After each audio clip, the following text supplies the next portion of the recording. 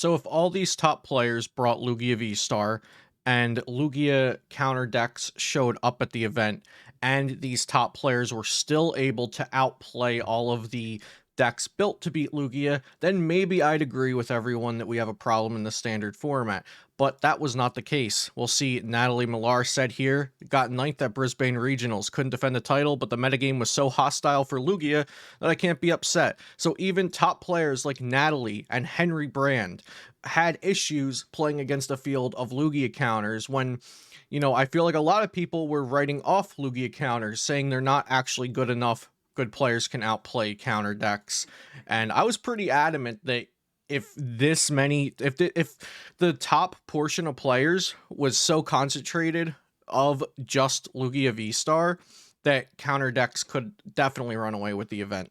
So Brisbane Regionals, just under 200 players, so it is a smaller event over there in Australia, but here's the top 8 of the event.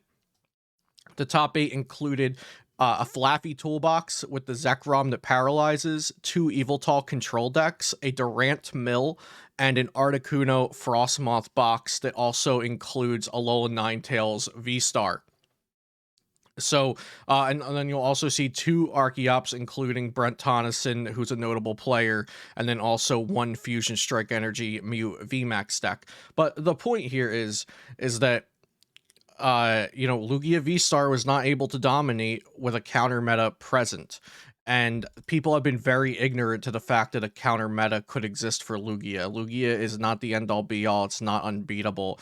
And this is what I love about the Pokemon trading card game, is that if too many people are going to go with the best deck and format, that you can counter it.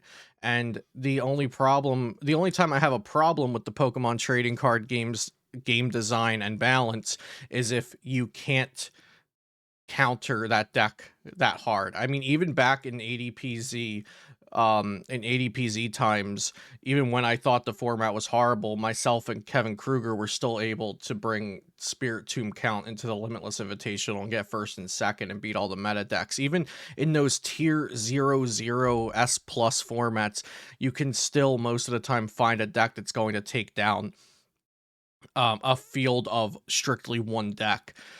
And that's what we see here, because not only is Evil Talk Control good against Lugia, but it's also good against Mew VMAX. There's also lines against Lost Zone decks. Not only is Flaffy going to be good against Lugia, but it's also going to be good against Mew playing lower counts of switching cards, because you can paralyze them, and Mew relies on being able to use that free retreat every turn. They also have switch cards, which isn't going to help a paralyzed Mew VMAX in the active. And then Durant Mill, I haven't really theorized this because I'm not a fan, but I'm sure that if you break it down, that Durant Mill can mill out Lugia V-Star decks, can mill out Mew VMAX decks, because they're not playing enough switching cards, and you can just boss or Serena stall up things and then devour with Durant until your opponent has no deck left. And then on the topic of Articuno Frostmoth box, they've got Emergency Jelly to as an option. I'm not sure if this specific list was playing Emergency Jelly, but I'm pretty sure Tim Franklin is just using the list that Alex Shemansky posted on his Substack article thing. So check out Alex Shemansky on Twitter. I sub to him on his little article thing. I think it's called Substack. It's like a article website that you just make yourself. Alex talked about Articuno Frostmoth alone Ninetales V-Star. Alone Vulpix V-Star. If I've been calling it Ninetales this whole time, that also explains why I've had the urge to say GX at the end. It's Alolan Vulpix V-Star, not Alolan Ninetales. So the Articuno paralyzes, which obviously Lugia is weak to because they don't play switching cards in most decks. The Alolan Vulpix walls out things with abilities. It also does a whole bunch of damage if the opponent has a lot of Vs on the board. So I'm really happy to see these creative counter meta decks do well. Now, here's the thing, guys. These decks, Flaffy Toolbox, Durant, Articuno Frostmoth box, these rogue decks would probably never have the chance to shine without a concentrated tier 0 meta like we have in Lugia V-Star. And I think that's something that a lot of people miss and are ignorant to that fact.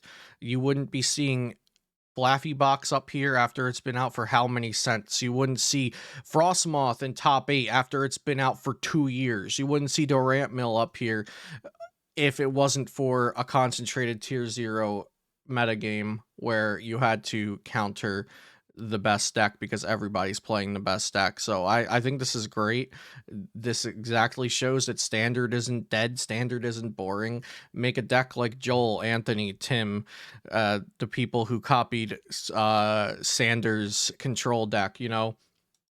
There's creativity to be had. You can build a lot of different kinds of concoctions that will just 100-0 an unsuspecting Lugia deck. So that's my take on this today. I just wanted to talk about that. I think it's really exciting. Can't wait to see those lists, and we'll be doing some coverage of it here on the channel.